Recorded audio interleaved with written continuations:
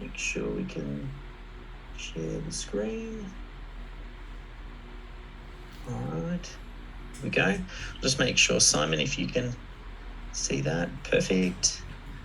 All right, so as we jump into what we're going to cover today, I think the idea that building systems and effective business systems creation, I actually see this as the master skill. And I know that's a bit of a bold statement, but it's the master skill for the business to be able to duplicate best practice. And every skill falls within the scope of this single skills mastery. Once you can capture best practice, make it replicable so that that knowledge can be transferred, you can really transform any business. And that's a big part of what I want to talk about today, leveraging those existing systems that you've got up and starting to develop your skill as a effective systems builder. What we'll cover today, we'll have a look at the why, what, and who, as in why would you want to be building these systems, who's going to really drive it, and what that's going to look like. And then we're going to jump into my 5-step process. We'll talk about auditing your existing systems, organizing them, using AI and some templates I've got to be able to spot some gaps. We'll talk about getting your team on board and then really building the accountability so you stick with this long term to make sure that you get the result. Let me start with a story about my son's preschool, Mount Martha Preschool. Every year they elect a committee that's made up of parents, and they're all new to the position and they take on different roles, but they kind of figure it out as they go because they're all volunteers. But typically, someone might have some experience in a particular area and then they get that role. So Sally might have worked in finance and she takes on the treasury role. Or Jenny does a really good job at admin, so she becomes the secretary. Or Marcus is great with the website, so he ends up doing the website. But even though everybody kind of knows a little bit about their role, it still takes them about 6 months to get their head around things. Because even though Sally knows finance, she does things a little bit different from Jeff, who did it last time. And Marcus's newsletter looks different. And Jenny's still not sure what she's doing halfway into the year as she's figuring it out. And there's so much wasted time and effort. And the costs aren't that obvious because they're all volunteers. And I'm not sure if you could imagine what it would be like to run a business like that. I think when you're standing back, the problems look obvious and so do the solutions. They need to develop systems, policies, and procedures. And my wife ended up sticking her hand up and going on the committee. And when she joined, she said, can we gift them a copy of System Hub? And she got to work with a guy called Daniel. Daniel used to work in a really large mining company, so he's quite familiar with process. And he realized it was one of the most important things that he could do for the year that he was in his position. So he found a whole bunch of policies and systems on the Early Learning Association of Australia website. And there are also some folders on some of the computers in the classrooms that had checklists, and Mrs. Weir had things saved on her phone, and Georgina had different things printed out. And what we ended up doing is step number 1, we figured out what it was that they had. Step number 2, we organized it into System Hub. Step number 3, we spotted the gaps. Step number 4, we introduced it to the team. Step number 5 was we created some long-term accountability. It's these simple 5 steps that we'll go through today that transformed Mount Martha Preschool. And now each year, as the new committee members come on board, they're assigned their roles and then they quickly get up to speed on their core tasks. They save hundreds of hours in training and mistakes, and they work infinitely more efficiently. And when the Department of Education officials came in and conducted an audit, the preschool, they said, was one of the best that they'd seen in the state. And it was all around this idea of being very clear on what these essential tasks are. Now, I want you to imagine what happens when you apply that thinking to small business, to your business. It's obviously going to be a game changer. You can read more about the case study for Mount Martha Preschool on the System Hub website. And that particular example is not an isolated example. Like recently I put a call out to my audience and asked them to share some of their stories because I wanted to interview some people for the YouTube channel. I wasn't expecting the response that we got. We had close to 200 people, and at the moment we are still working around the clock to get them scheduled, recorded, edited, and you'll start seeing a bunch of them appear on the YouTube channel and get sent out over sort of the next 6 to 12 months. And if I wasn't convinced before, I am now, that I know without a shadow of a doubt that this stuff really, really works. So I suppose the question then, if we think about you, why do you want to systemize? Why are you here today? Everybody's a little bit different. I'd love it if you could just type into the chat for me, just so I can see some of the reasons. You here because you've got an audit that's coming up. Is it that your boss sent you here? Is it that you are the boss? Is it that you've started using System Hub, or that you want to scale your business, or you want it to run more efficiently? Let's type some of those into the chat just so I can take a little bit of a look. Freedom is the first one that's come up. We've got struggling to standardize, have time to do other things. They've been using for System Hub for a few years and want to make sure that it's easier for the team. There's actually quite a few reasons popping up here. The owner wanting to get this done, need to improve efficiency. So there's, whatever the reason is, I think we all agree that systems and processes are important. They're the building blocks of great business, and they're used to identify your way. It's a way to transfer knowledge and reduce errors and reduce that key person dependency.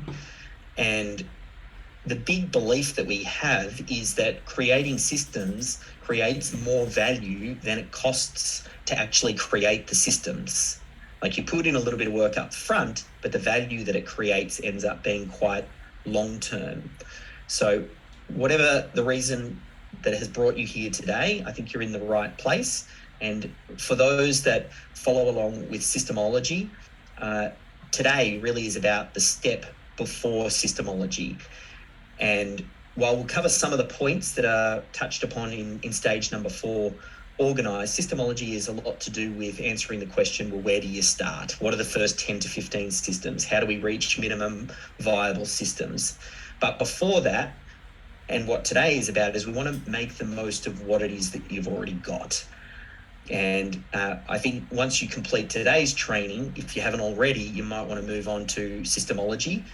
You can grab a copy from Amazon and start to work through it. And I know a lot of the people here today are already we're at different stages. So just be mindful, like, systemology was written for the business owner and their systems champion, whereas today, probably more specifically, is to do with the systems champion. I know the business owner probably wants to be across what's happening, and I think that's important, but I'm going to give some very specific action items to the systems champion to get work done. And we've got a big mix of people. There are System Hub subscribers, there's Business Systems Accelerated members, there are some people that have brand new to this and getting their setup. There are others that have been more established. We saw a few of those in the comments, and we're here to kind of fill some of the gaps. We'll primarily focus on those that are brand new, but I'm sure there's going to be something here for everyone. And if you don't yet have a systems champion, because we'll talk about the systems champion towards the end, I'll give you some tips on how and where to find them, because I really do think they are the missing piece in making this work for you. And you can take the recordings from today and it'll effectively be a little action plan for that systems champion. Maybe it's someone, you can even just start them off part-time in a short sprint. You find them on Upwork, or maybe a virtual assistant. They could be onshore, offshore, or return to work mum or dad. The action plan I'll give you today, it's easy enough to follow. It doesn't require any special skills. It just requires someone whose focus it is and who's accountable and who'll work through it. So that's just a little bit of the why, what, and who. The rest of today, we really focus in on the action items, and we'll start off with the first step, which is going to be to audit what it is that you have, just to make sure that you make the most of that and get it into a centralized place. So we'll type this link into the chat, and you'll be able to access this particular audit worksheet. We can answer the questions now, though, at least at the top half of it. I want to see if you can answer each of these 7 questions and then add up the number of yeses that you get. There's a total of 7 that you can have. And then once you've done that, you can type that into the chat, what your total is. But do you have a systems champion? Yes or no? Do you have existing documented processes and systems? Do you have existing documented policies? Do you have a central place to store them? Do you have some sort of task or jobs management software? Do you have clear established workflows for creating systems? And do you have some form of team member onboarding that really speaks to the idea of systems and processes? I can see there are some 6s and 7s and some 2s and 7s, 7, 6s, and 5s. So we have got a little bit of a mix. Like, the goal here is to make sure that you get 7 yeses, or at least I'll give you all of the resources to get to those 7 yeses. That particular worksheet, if you're not familiar with Google Docs, you can go File, Download, and you can download it as a PDF, or you can make a copy. That's what I'm going to suggest that you do first, to duplicate it. And then in your own time, I won't have you work through the whole checklist or audit now, but you can do that after. That's like your first action item. I want you to think about your team and identify who's going to support this cultural change in your organisation, because we really want to lean on them first, and we want to think about also who's going to be resistant to this change. I'll get you to think about some of your software. What do you use for your finances, your marketing automation, your CRM, if there's industry-specific software, or your Office suite like G Suite or Office 365, you can list out software, because they oftentimes become prime candidates for systems. Now, I'm just going to, I spotted something in the chat just here, and I might just see, Ivan, if you can get into the right place to double check the other files and make sure that they're shareable. And I'm just going to turn this on for you guys, and we'll just make sure that everybody can see that. Fantastic. You should be able to see that document now, and then I'll see if Ivan can jump in and make the adjustment if there are other documents as well that will need that sharing rights set onto everybody. So you'll work through that spreadsheet, or that document rather. The last part of it is just to brainstorm what systems and processes and checklists and trainings that you already have. If you know where they already exist as well, maybe it's sitting on Jenny's computer, or maybe it's sitting printed out somewhere, just make note of it. The whole idea here is just to think about what you already have that might be scattered all over the place. As I said, you can complete the auditing process a little bit later. So I'm just going to move in here. Once you've completed the audit, the next step is you need to create some form of dumping ground. So this is just going to be a folder that's on your computer where we can start to put everything that you've got into a central location. Generally, I like to think of creating the folders to match the different departments in your business. And like, sales, marketing, HR, finance, you might have some that are particular to your business. You don't need to worry too much about it at this point, because it's really just pooling everything that you've got into a central location. And that will be, again, training, systems, anything that will ultimately end up living in your SOP management software. Don't stress too much about it, because as we import it into the software, we'll be able to pretty much clean it up as we go. Then you, using the people that you identified on that audit worksheet, you then meet with them and find out what they have and if they can start to share those documents. Now, again, this is the job I'm talking about for a systems champion, where they'll meet with the team and just basically try and pull everything together.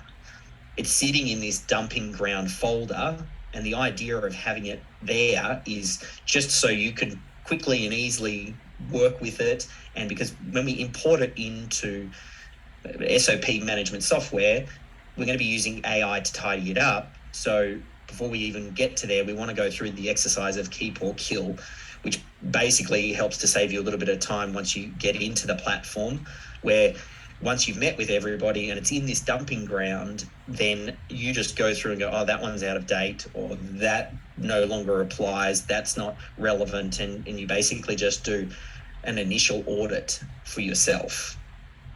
So once you've kind of completed those first steps, that audit stage ends up being complete. It's pretty easy. You run through the audit worksheet, you create a dumping ground where you can drag things, you meet with the team, you get it all into a location, and then you go through the keep or kill exercise. And then you end up with a curated list of what it is that you have got, so you can start to leverage off that. I might just check in just before I jump to the next bit. Ivan, were you able to make it into the right area and make some adjustments on those permissions? Because there's going to be a few other files, I think, that are going to similarly... I'm just logging in at the moment, and I'll be posting the links in the chat as we go along as well. So if you have any trouble accessing, just look at the chat, and then you'll be able to jump straight in. So apologies for the error there. Perfect. All right. So next, yes, we'll move into this idea of organising what you've got. So we all know that if your systems are everywhere, that means they're nowhere. And it doesn't do anyone any good if your system is trapped on Jenny's computer or Sally's computer or Bob has a printout, or it's trapped in your head. You've got to have it centrally located. So don't get too hung up on the software as long as you have something in place. I know many people are using System Hub that are attending today. There's a lot of BSA members as well, so you're sorted. But the rules of thumb are just make sure that it's centrally located so you can access it no matter wherever you are. It's easy to access, as in you don't require a huge amount of onboarding to learn how the platform works. Anybody can edit those systems, and you can attach everything to do with that system in a central location. So any additional attachments or extra resources or videos, you want to be able to attach it to the same document. And don't chase features when it comes to SOP software. You want to keep it simple.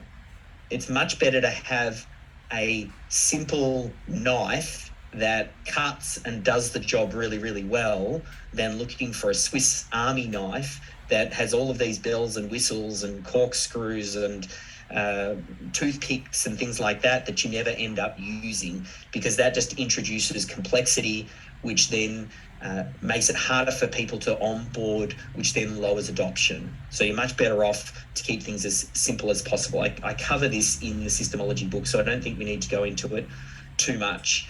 My only bit of advice is that you don't mix your SOP management and project management software.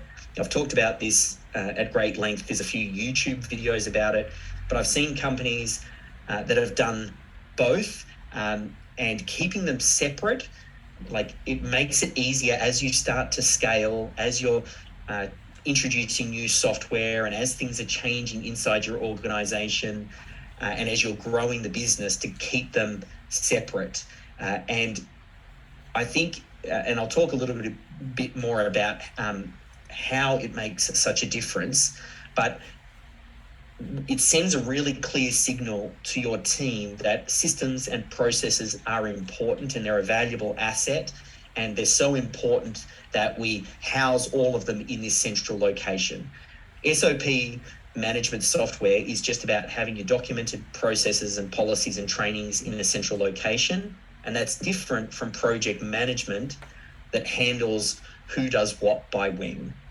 Now, you can use things like Asana or ClickUp or Monday. There's plenty of project management platforms out there. Sometimes even in certain industries, there are specific jobs management platforms. But it really doesn't matter as long as you've got something in place and then you kind of keep it separate. In a lot of the examples we're going to cover today, I'm going to use System Hub as our SOP management software, and we'll use Asana as our project management software. I think, no matter what software you're using, though, the principles that I'll show you here will apply just the same. The real trick is just to make those systems as obvious as possible and as easily linked to as possible whenever they're needed. So whenever a task is assigned, you want to have a link to that system or process. Now, that might be a direct link to a system, or it might be a QR code if it's out in the field. But you want to put it in your project management software, put it in your calendar invites, print out those QR codes and stick them on the actual equipment. If you're using Slack and internal communication, put the links inside the descriptions, like put those link everywhere. I think the idea here is that you never want to be more than one click away from the point at which you're getting assigned the task or doing the task. You just want to make that super, super easy to reduce that friction. So we'll start a little bit with SOP management software and picking that central location and sending that very clear message to the team that, hey, systems and processes are important to us, and this is where all of our knowledge lives. Then for your systems champion, again, a lot of what I'm walking through now are tasks for them. Your first job is to learn the basics of the software. You want to get your head around the platform, get comfortable with the layout, understand how you can load systems and make sure that that's simple, know how to add a user and edit users and log in as those users to see what that looks like. You want to make sure that you customize the platform and make it your own, load colors and logos and things like that, just so team members go, I'm in the right place and this feels like it's our home. There's a lot of tutorials, like any software system hub. We have tutorials that kind of walk you through that. I don't think it's a good use of our time to run through that stuff at the moment. One of the key things, though, is to get your folder structure correct. The best way that we've found to do that is by organizing via departments. That way, all of your HR systems are together, all of your marketing systems are together, and you can also use that same structure throughout many of your different software choices. So in your project management software, you can have a department for marketing. Inside your Office suite, maybe it's Google Drive or it's Office 365, and you've got folders where you want to store things, you use the same folder structure. Because then you start to teach the team, when I'm looking for something, I've got a shot at knowing where I'll find it. Like, I'm in marketing and I'm looking for this particular process. Well, okay, it's process. I know it's going to be in System Hub. Or, hey, I'm in marketing and I'm looking for this particular spreadsheet to do with the client. Well, I know it's going to be in that marketing folder, or maybe operations folder if it's to do with a specific client. But again, you're training the team to think in terms of departments. So that first little step here is starting to get your own software correctly set up. Before you start importing and getting going on that, it's a good idea to identify some gold standards. Here's a link to the System for Creating Systems, which you might be familiar with, or you might have got some inspiration from some of the systems as you've been meeting with team members and you've been moving things into your dumping ground. You just want to spot about 3 to 5 gold standard systems as a systems champion, because then that helps you as you start to import to make sort of minor adjustments and modifications when we're getting things into the software. So find those gold standards. If you're a Business Systems Accelerator member, there's 100 or so expert templates from the Business Systems Summit that you can leverage there. It doesn't really matter though, as long as you've got something that you class as the gold standard. And then next, we need to start to think about importing that into the software.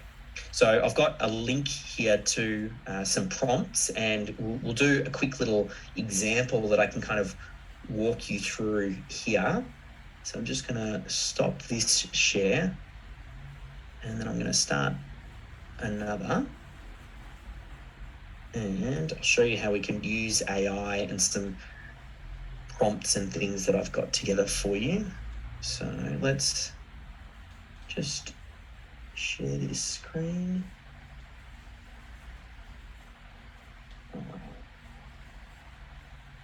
Okay, so it's a different screen. You can see that okay, Simon? Yep, perfect. So inside System Hub, we need to now think about importing some of the processes that you already have. Once you use the dumping ground method, it's going to start to look like this. And I'm a bit of a pack rat. I save everything, and this is sitting in a Google Drive folder, and this is from Melbourne SEO Services, and it's 10 years old. This is before System Hub even existed. This was the way that we were doing our processes.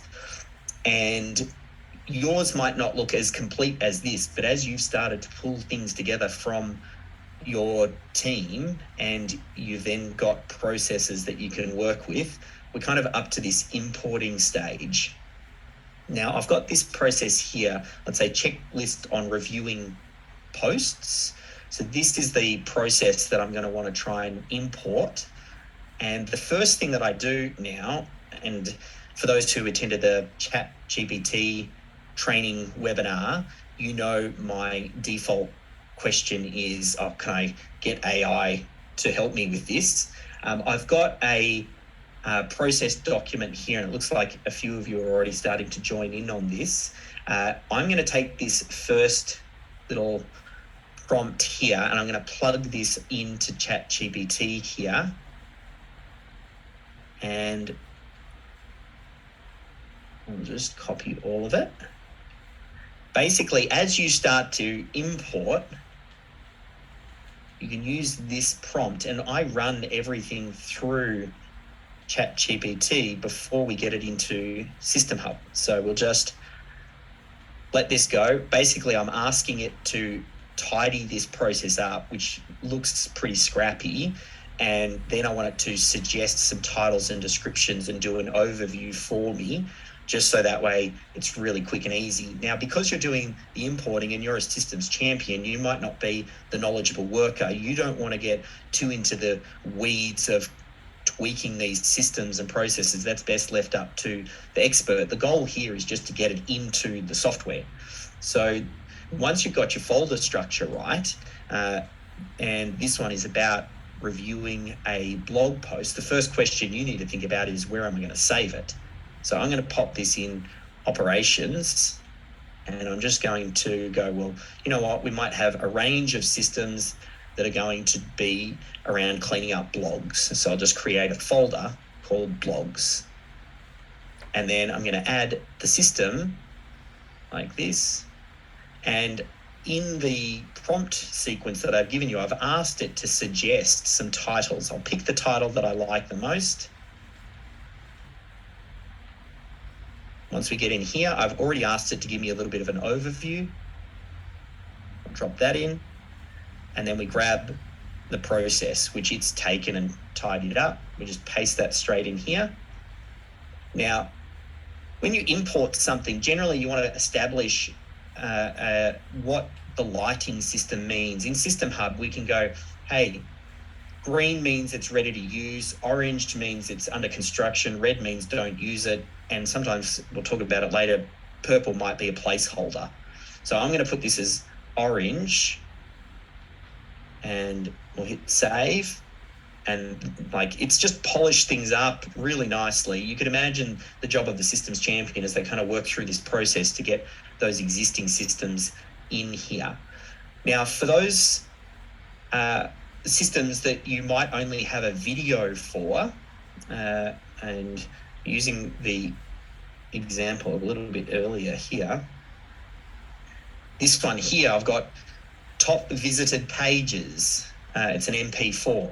For those ones, I generally, I want to get it transcribed, because any sort of video, I can then take that transcription and then feed it into AI. So if I had a video, this is the way that I would add it in. I'd firstly go to my prompt sheet, and I've got a slightly different one here for you. You just copy and paste that over into ChatGPT. I use Loom, so I can just upload a video and then it'll transcribe it for me. So I'll copy that and then I'll paste it in here and then let it do its thing. It's basically going to watch this video and then it's going to create a step-by-step procedure off the back of that video. Now, where it's just making it up from what's in the video, this will need to be proofed by the knowledgeable worker. It can oftentimes go wrong and make some things up when it's just importing directly from a video, as opposed to that other one I imported before that was a checklist where we'd already done the writing and some knowledgeable workers had already worked on that. But in this example, let's go ahead here. I'm just going to see this one is about optimizing web pages by analyzing high traffic data. Let me see, I don't like that one. Enhance your SEO, yep, maybe something like that will end up being our name. I'm going to create the system, paste that in, and I'm going to grab the overview here, which again, all of this is loaded into those prompts that I've given you. And then we grab the step-by-step, paste that in here. And then I also like to attach the original video. So I'll just come in here and I'll paste that link in here. And then that will pop up once Loom loads. You can even just publish it and then it'll pop up. There you go. So that's as easy as to then get everything imported into your system. So that's how I leverage AI. You want to, I forgot to adjust the lighting system just here, but it's just a matter of systematically working your way through everything in your drop dump box. And this is after you've done your keep or kill exercise and you get everything in to your SOP software. Now I'm just going to swap back to my slides and I'll end up sharing quite a few resources as we go, which you'll just get access to. So you can then do this in your own time. For now, I really just want to kind of run through the process for you. So we've gone through a couple of examples on how you would import just a pretty raw system and also how you might import a video system. And then you can imagine as you do that, it'll really start to take shape. I'll double check that's sharing my slides, Simon. Perfect. So probably my tip here is when you're using AI, just for now, keep things as simple as possible. Don't over-engineer. Don't try and add extra unnecessary detail or extra steps. It's really just about tidying things up as we go. And if this is taking you too long, then just simplify. Depending on how much you have, it really shouldn't take more than a day or two. Like this is just an exercise of meeting with some team members and organizing and cleaning it up as we go. I think it's also important that we just touch on the idea of policies, since it'll affect the way that your team works. Oftentimes policies and processes, they're mentioned in the same breath, but they're very different. Policies are the guidelines and rules that you follow, while systems and processes are the step-by-step workflows that you'll go through.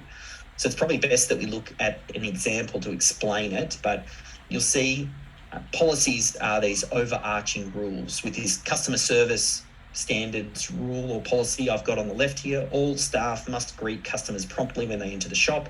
Employees should maintain a friendly and courteous manner when interacting with customers. Customers must be kept informed of the repair status and notify immediately of any issues. Now, when you compare that to what's on the right, which is the step-by-step procedure, greet the customer, verify the customer's name, escort the customer, which is very prescriptive. As we know in the real world, things don't always follow your process exactly as you've got it outlined. And the idea of a policy is this overarching rule, like a catch-all rule, like this customer service example here, is when a system might not spell it out, we know that it's important to inform the client of any issues because that's a policy. That's what we do here.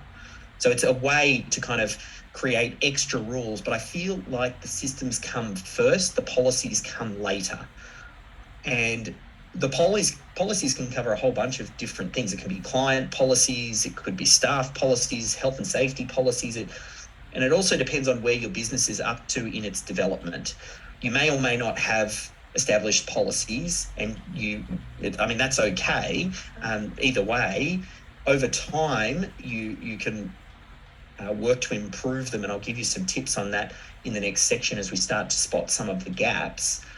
But for now, just import, if you do have them, what you have. And if you don't have anything, don't get caught up in the policy trap just yet. Focus on the systems first, which enables you then to delegate tasks, which then frees up time, which is really the main focus here. First, we need to kind of really free up time. In System Hub, there's a policy section, so you can find it there. The folder structure is a little bit different because you might have company policies and client policies and employment policies, which is a little bit different from the way that we set up our systems based on the departments. But again, it works very much the same way that the systems area does.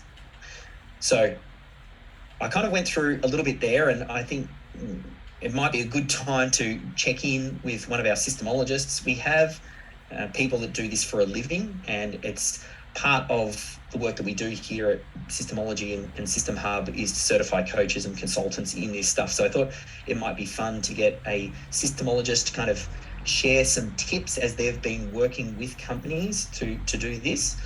So I might just start off, Simon, and some of you who've been on our previous trainings have met Simon before. He's one of our systemologists and does a lot of work with head office. I'm just wondering, Simon, I've kind of went through a little bit there and kind of barreled through, and you've kept an eye on some of the comments that are coming into the chat.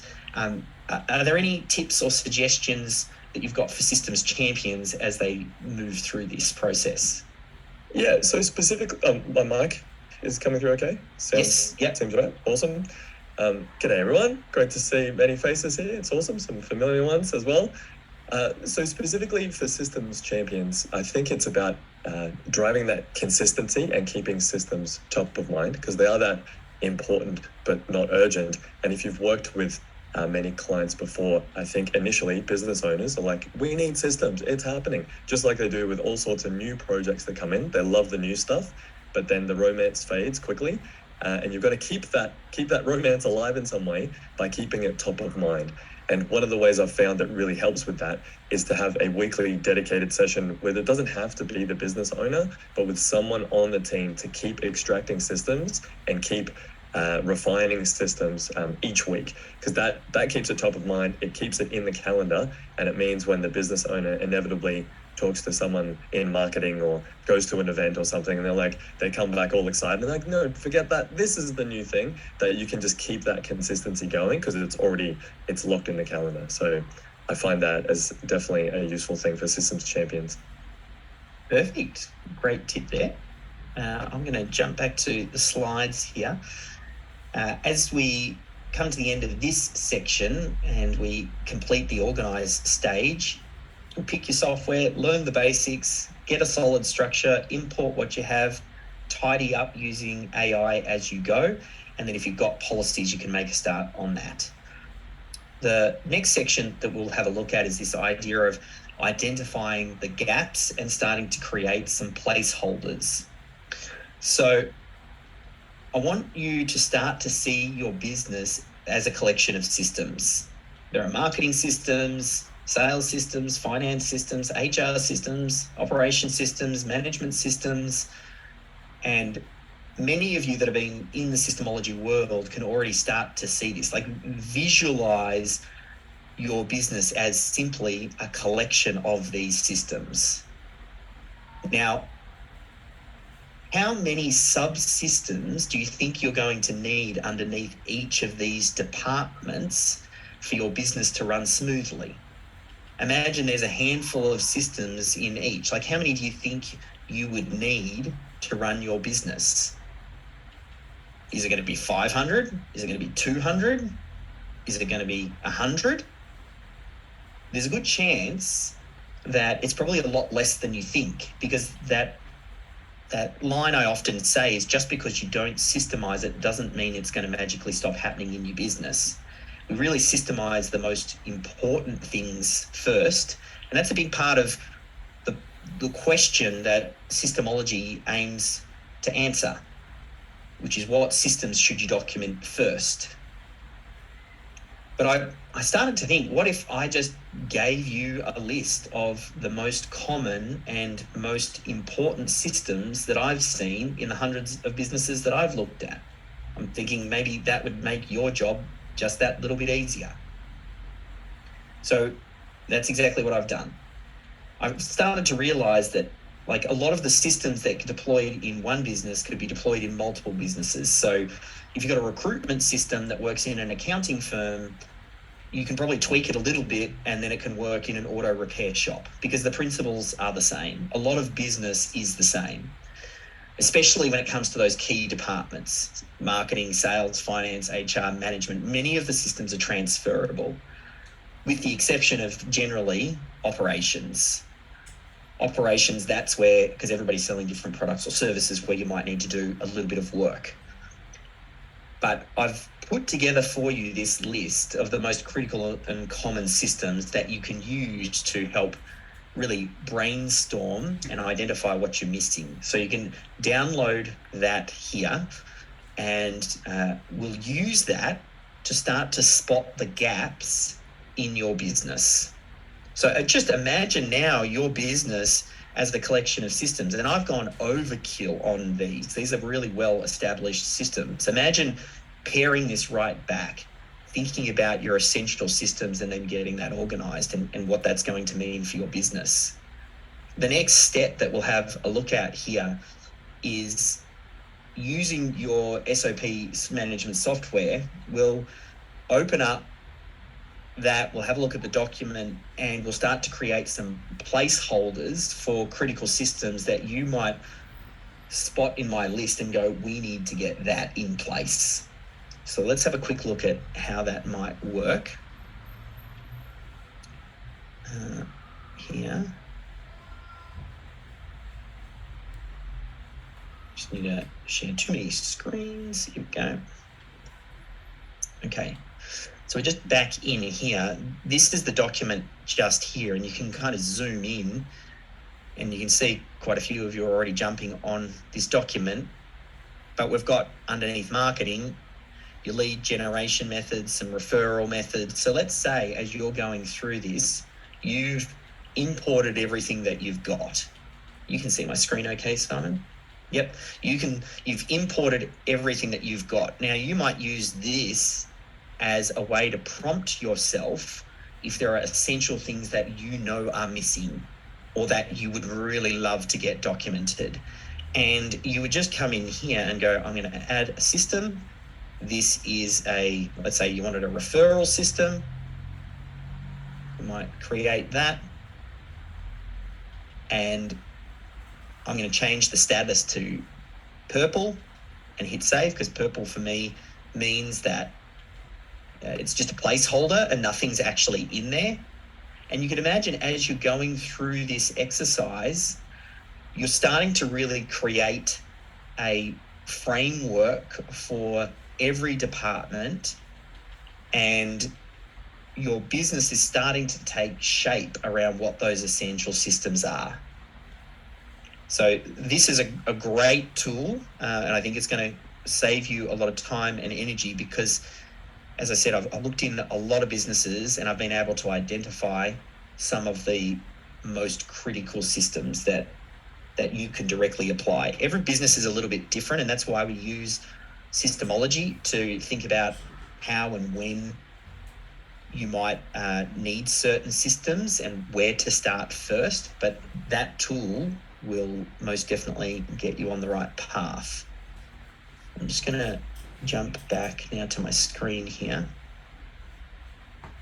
You can see that okay, Simon? Perfect. So actually, I do have one other tip I've loaded into the prompt sheet, which I'll walk you through as well, because the whole idea of this step is about identifying the gaps. So I've got a couple of other little ways that you can speed this process up for yourself. So as I mentioned before, a lot of the departments are going to be similar in lots of different businesses: marketing, sales, finance, human resources, management. Where you see the biggest difference is down in operations, because everybody's selling different products and services. So in that scenario, I've created this little priming prompt here, and all you have to do is replace your industry. So I'm going to get someone to type into the chat an industry that they're in. What industry is your business? If you can just type that into the chat. While you're doing that, I'm going to take this and I'm going to head over to chat GPT. I'm going to place this in here. And basically I'm saying, I've got a list of some systems and processes, but it's a little bit generic. I have let me just see if I can spot some here. I have a real estate business.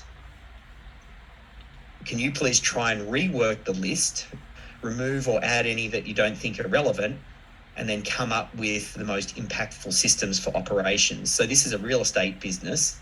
I don't know anything about real estate business. And that was you, Gloria. As this comes up now, you can probably tell me now, this is from an operations perspective. It's now suggesting the top 15 systems that would be applicable inside a real estate business: client onboarding, property listing management, client communication and success, appointment and scheduling. So again, this is a great starting point, because now you head back over to your System Hub and you create a placeholder for the appointment viewing and scheduling. And then you color code that to know that we need to come back. And then effectively what you start to do is, it's almost like you turn business into a bit of a game. The game is to turn all of these green, and that's the job of the systems champion. So that's a great way to kind of keep things moving. And you can apply the same in policies as well. So you know how I mentioned, depending on the size of your business, you might not have any policies in place just yet. I've got another prompt just here that you can load in. Again, all we have to do is replace the business type. And I spotted another person. We can do auto repair shop, auto repair business. And I'm looking to create some policies. Can you help me with an outline and some of the policies that would sit underneath those categories? So I'll just let that go. And now it starts to tell me, well, we want a section for customer service or safety and compliance. And we come back here. And the great thing is, it's tailored this to the auto repair industry. So you could come in here, you would just add your folder. That was safety and compliance. And then we would just underneath your safety and compliance, you would create the placeholder, just as I did, for the workplace safety. Now, you can go even one step further than that if you don't have anything. I'm going to grab this. Can you please draft the policy for me? I'm going to post that in here.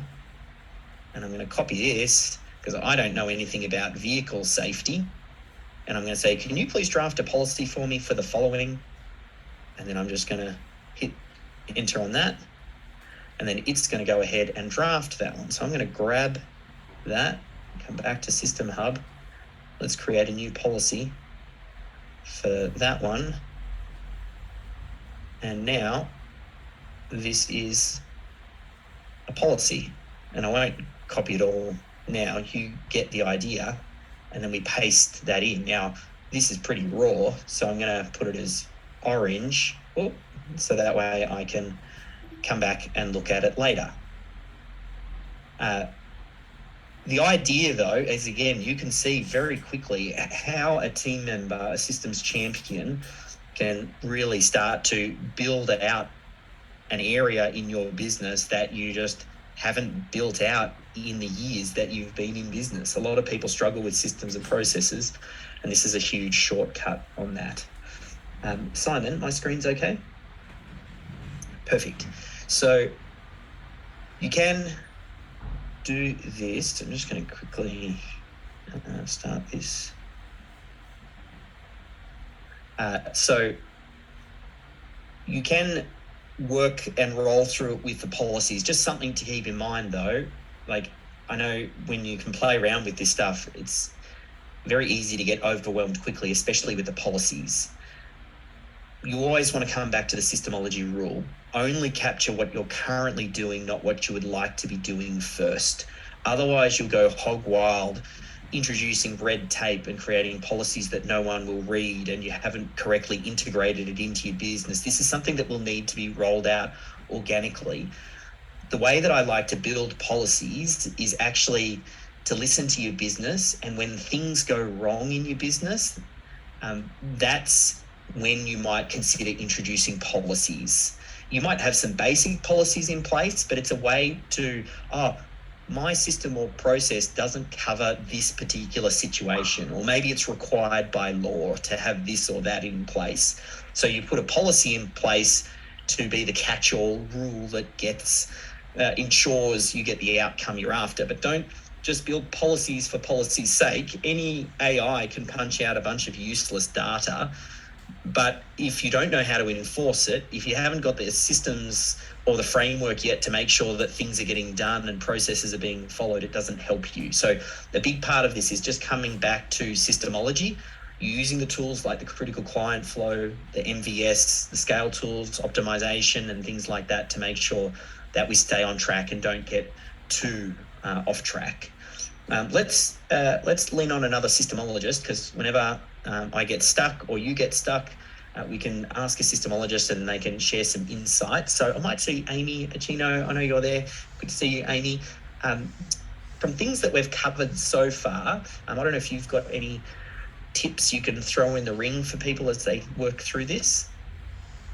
Two quick ones I can share, Dave. So just in the spirit of keeping things simple, you talked about keeping policy simple initially.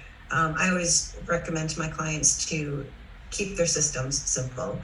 Make sure that they're easy to read, nicely formatted, not overly complex, and always keep in mind who the person or the level of knowledge of the individual who's going to be using that system, because you may not need every single detail outlined if it's going to be someone that's coming into the role to follow that system with pre-existing knowledge. So there's that. And then just to kind of touch on what Simon Kelly mentioned earlier, in terms of making a schedule and sticking to the schedule to get the systems completed, that's something that I recommend folks do as well, to keep their systems updated over time. So I've made recommendations to teams, they've found this to be successful, where they'll make it a quarterly event, get the team together perhaps on a Friday, order a lunch, and everyone just takes an hour or two to review their systems once they're in place and make sure that they're current. Of course, you want to keep them updated in real time as you notice something is perhaps outdated or process is slightly changed, but sometimes those things don't happen as expected, and so having a set time each quarter is really helpful to keep the systems current. And when the systems are current, it's going to encourage the team to trust the systems and come back and use them over time. So those are two quick tips based on what we've covered so far. Perfect. Some great tips there. Again, when in doubt, ask a systemologist. So as we close out this particular stage, the gap stage, it's all about gap analysis, and we've looked at the 6 departments sheet that I shared, and then we've used AI to really round out the processes for the operations section, and then we also can use AI and the prompts that I've given you to start to build out your policies as well, and even start to draft some of them. So I feel like we're making some good progress. Like up until this point now, we've audited what you've got your software selected and a framework and a structure, and you've imported what you've got, and now you've started to spot the gaps. The next thing we need to think about is getting the team on board. So I think it's important to remember that everyone is resistant to change. It can be scary. There's a little bit of a fear of the unknown, the lack of understanding or lack of motivation when it comes to systems, and humans can be quite complex. Everybody's a little bit different. Worse still, like all of the resistance to this change happens up front. So it's hardest when you just get started. So just a reminder that this is most definitely worth it. You need to persist with it. You want to commit to it, and you got to get over the hump. And once you get over the hump, it gets much, much easier. In a moment, I'll talk about some tips that'll be able to move you forward, but I wanted to cover just a handful of fundamentals first. In systemology, in the 5th step, the integrate step, I talk about this idea of showing the system's benefits to the individuals. So systems make your team members' job easier. Because as the saying goes, you can lead a horse to water, but you can't make them drink. Or in this case, you can give a team member a system, but you can't make them follow it. So you want them to understand that these systems help to improve their jobs, and it makes their life easier. It's important to make sure that those systems are obvious. I've mentioned that before. And again, you want to have that system one click away from the moment where they need it. It needs to be easily accessible. Where possible, you want to make it fun. Like, this isn't about introducing red tape or over engineering things or telling your smartest team members how to suck eggs. We as Amy correctly noted, we write that system to the level that's required for that team member and their skill level to execute well. So I think once they understand that and they can see that systems will help their job run that much more smoothly, you've won half the battle there. You just want to keep some of these principles in mind to make sure that you make systems easy, obvious, fun, and rewarding as much as possible. So I can't overstate the importance of getting these links right at the point at which they're needed. Now, it's really easy in System Hub. Every system has its own unique link. So you can just jump in and grab that link. And if it's something that can be clicked on, as in if it's in project management software or task management software, you might just put that link. That is an internal link that would require a password, or you can come in here and generate what we call a share link as well.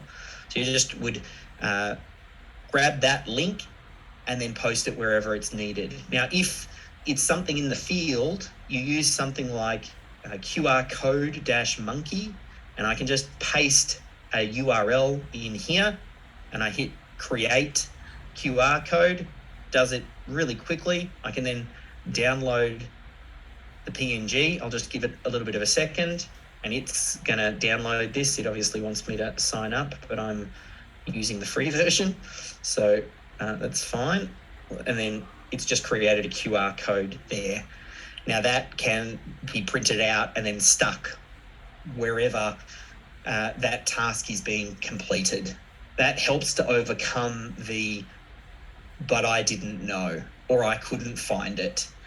And then a system is only ever one click away. And I think that's where some people kind of get confused. One of the reasons I hear why people go, should we store our systems and processes in our project management platform like Asana? There are a whole host of reasons why that doesn't work. And you overcome that issue that you think is there, but that doesn't really exist with the friction by simply having a link to the system in the description at the point at which it's needed. It's really easy. Once you do that, then, because we're in the section about getting the team on board, I've got 3 steps here that you want to go through. You want to, as we onboard the staff, we need to show the owner's support. We need to get the business owner to introduce the topic. We also want to have some sort of demo that shows a simple workflow on how they will use it in their day-to-day. And we also have some basic training on systems thinking. So we can look at these a little bit more closely. I remember when I was doing some work with Michael Gerber, one of the things that he said, which stuck in my head and is now sort of permanently there, is this idea that don't let the business owner off the hook. The business owner needs to support and lead this. That doesn't mean they're going to be the ones doing the documentation. And we talked about getting the systems champion, but they do need to be the one that meets with the team, and maybe it's in a team meeting, maybe it's in person, maybe it's a recording, whatever it is. There needs to be something from the business owner saying, we are doing this is important to us. I've got a few ideas of what you can put in that little communication. Start with why are we doing it, give an example of maybe when things didn't go smoothly and how it could have been improved with systems. Who's leading it? Introduce the systems champion or the systemologist that's going to really take charge, and that it's a group effort, as in this is something that we all need to contribute to because it's part of the way that we do things here. So that's the first piece of the puzzle. The next bit is you want to demo the software that you're using and have a simple workflow or 5 or 10 minute video training. Team members, they're busy doing their day-to-day things, and we need to try and make this as simple as possible for them. So especially if you've got a systems champion, you can show the workflow on how all you've got to do is drop the video in here and tag the systems champion, and then the systems champion is going to do the work for you, or the systemologist. And then we've got the last bit here is teaching systems thinking. And I think this is the bit that most miss. You can probably overthink this, but you have to, I would keep it simple at the start, and you want to teach some basic systems thinking stuff to your team, as in what, again, reiterating, but maybe in more detail, what the business owner covers in that initial support video, which is why is this important? What are systems? How is this done? How is it easy? How does it affect their work? And just kind of giving that context. Now, if you're just getting started, I know getting some of these things into place can be a little bit of work. So the good news is we've built it all into System Hub for you. And there's now a section in System Hub where there's a really clear underneath the training section here, and you come down to getting started, there is a team member induction, and it will cover the basics of System Hub and workflow. And it'll also, we've taken a copy of the systems thinking video from the Business Systems Accelerator, and this basically helps to set the frame for why systems are important. And I recorded it very generically so it can apply in your business, and it's speaking to the actual team member. I can't overestimate the value in that video. I've also included the direct link to the video there on the screen if you do want to grab that as well. But getting team members to work through that so they understand the role that they play in building systems culture and why it's important, that's one of those missing pieces. Just like the systems champion is a key piece, giving your team member the context is another critical piece. Now, if you want to turn this into the gold standard, like I've given you a great starting point, and specifically it focuses on systems, but you really longer term want to build an onboarding process where systems thinking and that discussion is just one of the steps and things that they cover. So maybe in day number 1 or day number 2, they get some exposure to the software. Maybe day number 3, you talk about systems thinking, but that's intertwined with all of the other company info and the tools that they're going to use and how they get paid and all those sorts of things. So that's the gold standard of what you want to work towards, but there's something to get you started inside System Hub. Of course, as usual, if you get stuck with any of this, you can always reach out to a systemologist and they can help you along the way. That completes the team stage, which what do you need to do in the team stage? You need to make sure that the systems are easily accessible at the point at which the task is getting done, and just one click away. You want to get the business owner to introduce this to the team and support it. You want to then have some form of demoing of the software that's easy for someone to get up to speed in their head around. And then you want to have some form of systems thinking training that's built into some of the onboarding. Like longer term, you might want to build out a full onboarding process, because, I mean, we talk about this idea that resistance to the way that things are done generally happens up front, and it's that resistance to change. But new team members, you don't get that resistance because that's all they ever know. That's why it's so important to get the onboarding right, because every new team member, you can program them correctly from day one, which helps you overcome the problems of the past and the previous team members that you've got. But it's much harder to change existing team members. So that idea of the onboarding is critical, so much so that I think the topic of our next training, which will be later this year, because we're looking to do these types of trainings every couple of months, will be actually, I think we're doing that one early next year. I think the next one's VAs, but it's one of those topics that is critically important. It's also why I talk about it in the book, about it's every other system. I say capture what you're currently doing, not what you would like to be doing first, and we can optimize later, with the exception of team member recruitment and onboarding. And you might want to design that from the ground up, because you want to build systems thinking into it. And most likely your current onboarding system is broken, and that's why you're having some of the challenges that you're having. I might just take a breath and double check, Simon. I have not been looking at the chat at all. Is there anything that needs to be covered now, or shall I move into the final section? All good to move into the final. There were some questions that have come through, but Ala has been doing an amazing job in capturing those ones. So we could just save those until after this section. Yeah, perfect. Okay.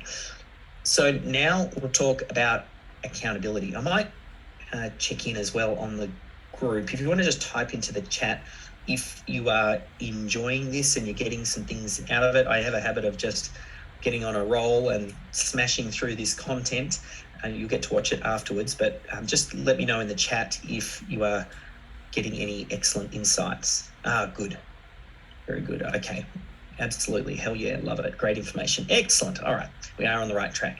We're into the final run now. We'll talk a little bit about accountability. You've audited what you've got. You've organized it. You've filled the gaps. You've got the team on board. Now we need to make it stick. Building systems does take time. Building a systems culture takes time. And in the moment, it can often feel like you're not making progress. Months might go by, especially in the early days, and you're just feeling like you're hitting your head up against a brick wall. But 1% improvements every single day equal a 37 times improvement by the end of the year. That was a little stat that I got from James Clear in his Atomic Habits.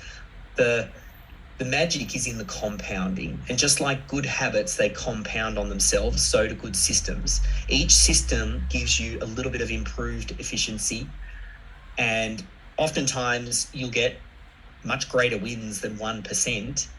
And then when the systems start to interact with other systems, there's a force multiplier that ends up happening. And after a period of time, it can feel flat, but then it will start to skyrocket and your business just transforms. And I think it's that idea of compounding. And when you think about it, I mean, Einstein called compounding the eighth wonder of the world for good reason. Systems leverage this idea of compounding to deliver this extraordinary result. So I know you're on the path. I said it at the start, and I want to keep reminding you to stick to the path. And I guarantee that you will get more than you ever dreamed possible from heading down this path. Like, systems and processes are the way. There is no other way to build a successful, scalable, profitable business that works without you. So I would love it if you could type into the chat some ideas that you might have to make systems stick. What are some ways that you can keep systems front and center, that you can remind team members that this is important? If you want to just type some of those ideas into the chat, that would be fantastic, because I need you to commit to this and I need you to keep it front and center as long as you can.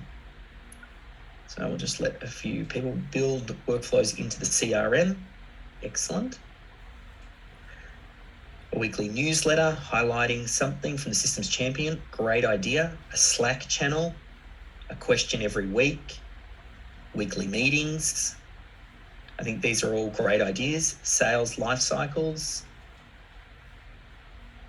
So there's quite a few great suggestions here. Keep them coming. We'll save the copy of this chat, and I think this might give you some inspiration on ideas that you can use. The one I'm going to give you is my best idea, and I believe that it's the single biggest factor in all of the companies that I've worked with that I've seen grow and scale, and those that move at great speed, and those that have got the best results and built a thriving systems culture. All of them had a systems champion. The systems champion is the secret. Business owners are busy, and they're typically not the best people to be continually driving this forward. And systems champions are responsible for keeping it front and center. They remind the team, they celebrate wins, they do everything that we're talking about in the chat with those suggestions. They set the standard, they make it easy for team members to capture best practice. They create a culture of accountability and transparency. I'd love it as well. I already saw a few. If you can type into the chat, so I know how many systems champions we have on the call today. Can you type in systems champion if you are a systems champion? Okay, so Summer, Rebecca, Emma, Lorraine, Jody, Nathan, Kanika. So there's quite a few systems champions. Megan, I can see quite a few continuing to come through, and that's great to see. I think that's a reflection on the culture that we're building at Systemology, and the more discussions I have, that is the leverage point. So if you don't yet have a systems champion, I've got a presentation that James Brown, one of our Catalyst program facilitators, presented, and he walks you through what a systems champion is, why do you need it, and there's a lot of resources in there that will get you started. So we can grab that link, and make sure that you guys get access to that. Long story short, he's done a lot of the work for you to shortcut that process. And when you do find a systems champion, you might want to also check out the Business Systems Accelerator. I know there are many members here, but it's the world's first and only training and community for systems champions. This is an area that I've taken personal responsibility for, and I'm going to pioneer and champion it, and I'm going to make it a thing, because I think every business needs a systems champion, and you need position descriptions and job ads, and I want new people when they're starting out in an industry. If you're a junior accountant working in an accounting firm, you might think, I'm going to start off as a systems champion, because there's no better way as part of your apprenticeship to learn a business than to be a systems champion. I feel like a systems champion is what an amazing gift you can give to someone who will have such an impact on business. So that's something that I'm working towards. The last thing I'm going to offer you here is a bit of a bonus round, a bonus tip. If I could offer you just one more recommendation, is just to surround yourself with like-minded business owners and systems champions. I suggest that you create a mastermind. Pick a few businesses that you could start on the journey together with. Make Systemology your study text. Buy a few copies. Look for businesses that are in similar industries or different industries. It really doesn't matter. Meet with them monthly. Keep each other accountable, share updates and what's working and what's not, and trade SOPs. And if you're a systems champion or a business owner, it doesn't matter. You need a mastermind. I know it will help you move quicker. If you would like help finding a group, or you would like to join one of our group programs, you can reach out to us and we can point you in the right direction. I know that's what Alison from Your Vocal Maneuvers did. She joined our group program and it became her mastermind. Initially, she didn't have a systems champion, but she quickly found one. And her and her systems champion met with that mastermind every 2 weeks over the course of 6 months. And at the end of that period, Alison transformed her business. She reduced her dependency, increased her bottom line, and then really started to scale. This is a very familiar story to me now. And the trick is to get on the path and stay on the path until you get the result. You can listen to Alison's story yourself. But as always, I love to ask a systemologist and see what tips they might have. So I thought it might be fitting actually to ask James Brown to share a couple of tips. He was the facilitator of the Catalyst program, which was the program that Alison went through at Your Vocal Maneuvers. So I think you will have some key insights on finding systems champions. Let me just stop the share here. Check James if you're about. You're there, James. Hey everyone, good to see you. Good to see some familiar faces, even past Catalyst participants and present, I believe. So look, when you think about this topic of the systems champion, because obviously Dave is banging on about this for a very good reason. Of all the different programs we've run, time and time again, the single biggest differentiator between people who've done well or people who haven't hit it out of the park is the systems champion. And you might already have a systems champion, great, fantastic. If you don't, you might be grappling with, well, who might I be able to get to fill that role? And one of the weird but very cool things is it can actually be someone with completely fresh eyes to your business that can be the best. People with fresh eyes come without knowing the status quo. They come into your business and they're not concerned about prior assumptions and, keeping people happy and things like that. They're eager to just get in there and tell you what they see. And Alison, who Dave just mentioned before, she had someone come into the Catalyst program about 4 months of the way through the program, and she had never even heard of that business before, and she absolutely helped hit it out of the park for Alison. And one of the other people who had to go through, I think, the last Catalyst program, they found someone 2 weeks before the end of the program. And I think only about a month after they finished, they'd already documented 50 or 60 systems just like that. So if you're not sure if you've got someone internal, feel free to look outside, even, maybe a family friend or a return to work mum or just someone to help fill in. It doesn't need to be a full-time role, but just keep your eyes open. Don't necessarily think they have to come from inside. Now, on that topic, when you are starting to build up the accountability of your team, don't rush accountability. Okay. If someone walked up to you and asked you to marry them, I hope you wouldn't say yes straight away. So on the topic of when you're trying to introduce this topic of starting to go, hey, we've got some systems, we've got this thing called System Hub, don't dive in too deep straight away. See it as you go through, find your little advocates within the business to support you and to support that journey and that agenda, because you can't expect to go from zero systems and processes to full accountability in one mega step, because often you don't really have too many chances to try this and to roll it out well.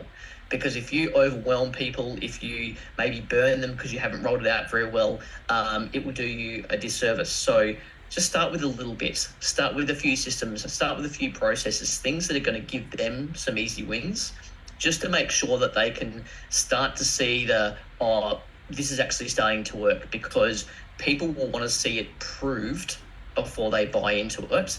So you need to find those little advocates to support you along the way to just start to build that evidence that, hey, this is actually making my life easier. Because you don't want to go down the path of forcing people to comply. You really want them to see why they might care about this and why this can be a win for them as team members within your business. Yeah, perfect. Some really great tips there, James. Thank you for that. So as we move into the final bit, so you've completed the accountability stage, and that my first tip was to get your systems champion, as James reinforced, and then my second tip was to join some sort of mastermind or build a group to keep yourself accountable, so you can build up that evidence, so you can build up that proof, so you can stick with it. Now, I know we have covered a lot. We've talked about why systems are important and who's going to do it and what exactly are we going to be doing. I really wanted to, as I said, this is the piece before systemology. This is about making the most of what you've got. So we audited what you've got, we imported it, set the folder structure, organized it, tidied it. We then used AI to spot some gaps, put some placeholders in place. So you've got a really solid framework, and we've created a solid foundation. And then we finished up talking about how to make sure that you have accountability by getting a systems champion and potentially building up that peer group. So we covered quite a bit. There's a lot of resources. So I've put together just some links to those. On the left there is the Organised Systems Masterclass Resources document. That will give you the links to everything that have come up on the slides today. And then on the right-hand side is the action plan. That's what you would give to your systems champion, and you would just get them to tick off each of those items as they move through. Now, of course, if you have any questions or you get stuck, I know there are a few that have popped up in the chat. We might see if we can take maybe one or two of them at the end. We're coming up pretty much onto time though. So if you've got questions, remember, as part of this program, you get a free systems audit with one of our systemologists. You get 30 minutes where you can chat with them. I'm going to suggest that you try and move through as much of what we covered today. So that way, when you meet with them, they can have a look at what you've got. Then they can really make some recommendations and point you in the right direction. We have got extra support if you need it, things like the Business Systems Accelerator and group programs, or you might want to work one-on-one with a systemologist. It really comes down to how quickly do you want to move and what level of support do you need. We're here for you however you want to do it. And regardless of what track you end up going on, our process is always exactly the same. As in, we have a base level process that's outlined in the Business Systems Accelerator, and you either do it as a group, or you do it one-on-one, or you do it on your own. And again, the differences between those levels is just the level of support you get and how quickly you want to move. So that is what I wanted to cover today. That brings us to the end. We'll send an email out with the links, the replays, the resources. I wanted to do a big shout out to Simon Kelly for being our co-host, and our systemologists for chiming in as well, and the team behind the scenes who pull all of this together. Fortunately, I just get to show up and talk, and then the rest of it all gets done by the team. So thank you for pulling this one together. I think it's been another great event. And we might just finish up with a question or two if we feel there's anything, or I might, Arla, if you've been pulling them together. Arla is our... I have. There's a couple of them I think that you could answer pretty quickly that, and apologies to anybody if we don't get to them. But the one that I think might be good is what criteria do you use to keep or kill? And that was at the very beginning when you were talking about current systems. Yep. So the main criteria is it still useful? Will it save me some time? It may need to be reworked. Are we still using it? Does it just help to have a baseline? You all got to see into my Dropbox before, and you could see I'm a little bit of a pack rat. Like, I save everything. So generally speaking, when I do my keep or kill, oftentimes it's more keep than kill. But there's definitely something to be said for just trying to keep it high level when you're getting started. Kill things if you just know I'm not going to come back to that, or it's not useful. I don't have an exact formula for you there, unfortunately. Another one, Arla? Yep. And so some of these, there's already been a little bit of discussion in the chat. And so if I don't ask your question, I think that it's been answered. And then really quick before I do the last question for you, Dave, I just want to say that the question came in, and would you recommend using an offshore VA as a systems champion, or should they be someone directly in your business? And I think that you guys are setting us up for the next training. I don't know if that was leaked to, the group as far as what we've been talking about might be coming up, but if it was leaked, I think that is definitely a question that is going to take a whole lot more time than what we have today to answer. But Dave, I don't know if you want to have a really quick answer on that one.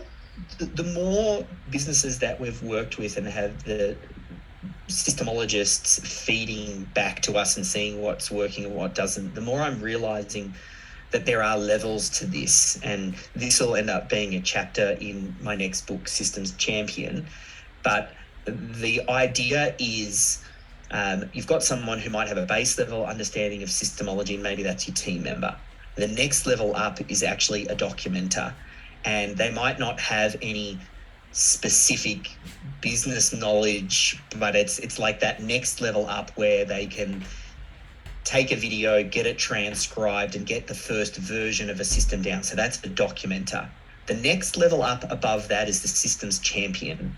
The systems champion needs a little bit more initiative. They need to drive. They need to keep it front and center. They need to have that level of skill. The next level up after that is your systemologist. And the systemologist has the deepest level of understanding and can help to skill up and train your systems champion. So there are these different levels. As far as who fulfills that role, I don't really care where someone is. We're a virtual team, and I look for the best talent at the best rate to do that particular job. So I don't care if they're down the road or if they're offshore or whatever. I mean, you can find great talent anywhere, but you have to make sure that they're talented enough to do the level. I think any offshore VA could do documentation. Not any offshore VA could become a systems champion, but there are systems champions out there. And then systemologists are the rare breed who decide that they want to make this their thing and go deep on this and think deeply about how it gets applied to business. So there's definitely levels to this. Okay. Thank you. And we are definitely 2 minutes past our time, so we're going to just have to save the rest of the questions for later. Perfect. All right. I hope everybody got lots out of that. We will send those recordings around. Looking forward to seeing some feedback. And those that are in the Business Systems Accelerator community, I'll see you on the inside. Thank you.